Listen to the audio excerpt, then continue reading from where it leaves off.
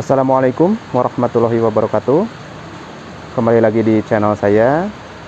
Untuk video kali ini saya akan berbagi tips mengenai penebaran awal bibit ikan nila yang nantinya akan dibesarkan di kolam terpal dengan sistem bioflok. Dan ini adalah bibit ikan nila yang baru datang hari ini. Untuk ukurannya 5-7 cm dan untuk jumlahnya kurang lebih ada 300 ekor. Selanjutnya yang harus dipersiapkan adalah kolam karantina. Kolam ini hanyalah sebagai kolam sementara untuk bibit ikan nila yang baru datang. Karena sebelum bibit ikan nila masuk ke kolam bioflok, dianjurkan untuk dikarantina terlebih dahulu.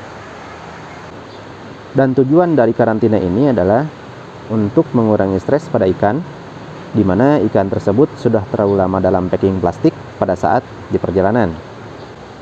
Hal ini tentu membuat benih ikan menjadi lemah, stres, dan kekurangan oksigen. Dan pada kondisi seperti inilah, biasanya benih-benih ikan ini akan lebih mudah terserang penyakit. Pada kolam karantina ini, biasa saya campurkan garam terlebih dahulu, sebanyak kurang lebih 1 kg. Dengan ukuran kolam 2 x 1 meter dengan ketinggian air sekitar 45 cm, dan saya biarkan dulu selama 1 hari. Selanjutnya kita masukkan bibit beserta packing plastiknya ke dalam kolam dan biarkan mengambang seperti ini selama 30-40 menit tanpa harus membuka plastiknya. Tujuannya untuk menyamakan suhu antara isi packing dan kolam karantina.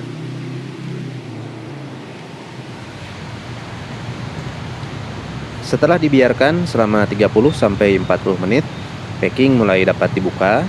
Lalu pindahkan bibit ikan ke dalam kolam karantina tanpa harus menumpahkan air yang ada pada packing.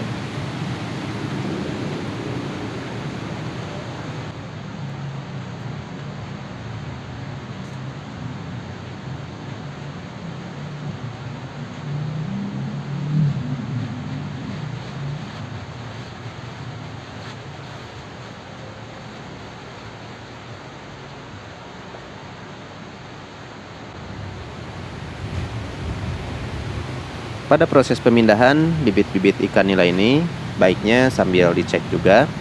Jika terdapat beberapa bibit yang sakit, maka segera angkat dan pisahkan. Rata-rata, bibit yang sakit ditandai dengan adanya luka pada sisik, mata, atau sirip, dan biasanya terlihat warna putih pada bagian yang terluka. Dan jika menemukan dengan ciri-ciri tersebut, segera pisahkan dan diobati terlebih dahulu.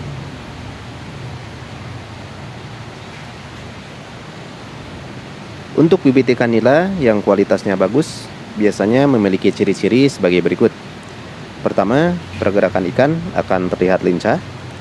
Lalu yang kedua, sehat dan tidak cacat. Artinya ikan tersebut tidak terluka dan tidak membawa penyakit seperti jamur atau parasit. Lalu yang ketiga, ukuran benih relatif sama, jadi tidak bercampur dengan bibit ikan yang lebih besar maupun kecil, sehingga pemberian pakan pun bisa lebih efisien. Jika bibit tidak seragam, dikhawatirkan akan menghambat pertumbuhan bibit ikan yang lebih kecil. Lalu yang keempat, respon yang baik terhadap pemberian pakan. Selanjutnya, kita biarkan selama 5-7 hari, dan selama proses karantina sambil diamati juga untuk melihat perkembangannya nanti seperti apa.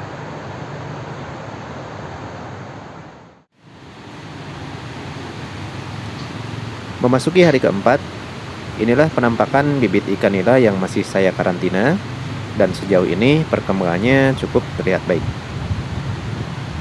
Dari kurang lebih 300 ekor yang saya tebar, sampai saat ini saya hanya menemukan sekitar 10 ekor bibit ikan yang mati. Sebagian besar penyebabnya adalah karena luka gesekan yang diakibatkan dari kepadatan ikan pada saat di dalam packing. Kematian pada bibit ikan ini biasanya selalu ada saja, bisa dari faktor packing dan perjalanan yang sangat jauh pada saat bibit ini dikirim, atau karena proses adaptasi di mana bibit ikan ini akan dibesarkan. Dan saya rasa Hal itu wajar terjadi selama tingkat kematiannya tidak terlalu banyak.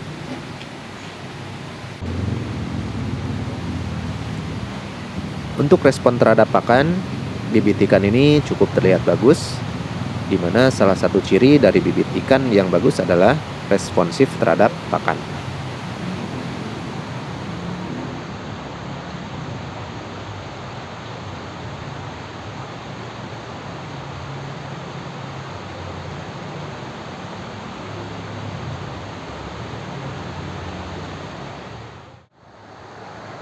Ini adalah hari ke-6 di mana bibit ikan nila ini saya karantina, dan pada hari ke-6 inilah bibit ikan nila ini akan saya pindahkan ke kolam bioflok. Dan ini adalah kolam biofloknya yang sudah saya biarkan terfermentasi selama 7 hari, dan saya rasa kolam ini sudah cukup siap untuk dilakukan penebaran bibit.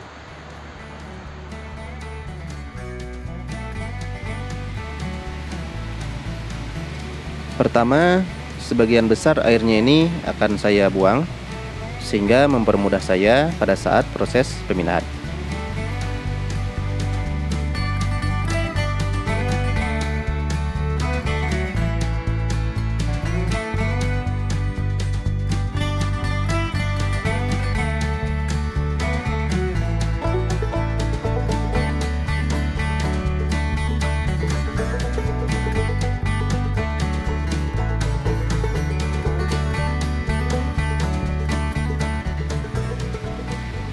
Berikutnya kita pindahkan ke kolam pembesaran atau kolam bioflok.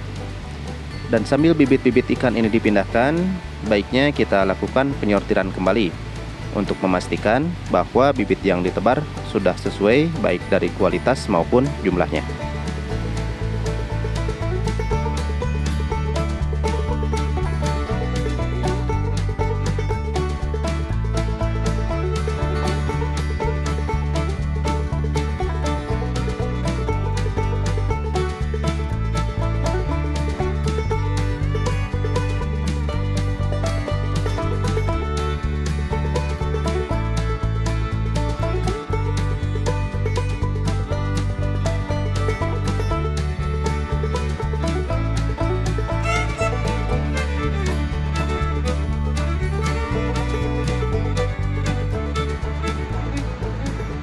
Setelah semua bibit ikan ini dipindahkan, selanjutnya ikan-ikan ini dipuasakan dulu selama 1-2 hari.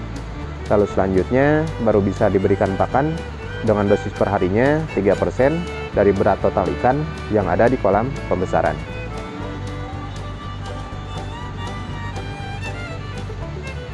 Sekian untuk video kali ini, mudah-mudahan selalu bermanfaat. Terima kasih sudah menonton. Wassalamualaikum warahmatullahi wabarakatuh.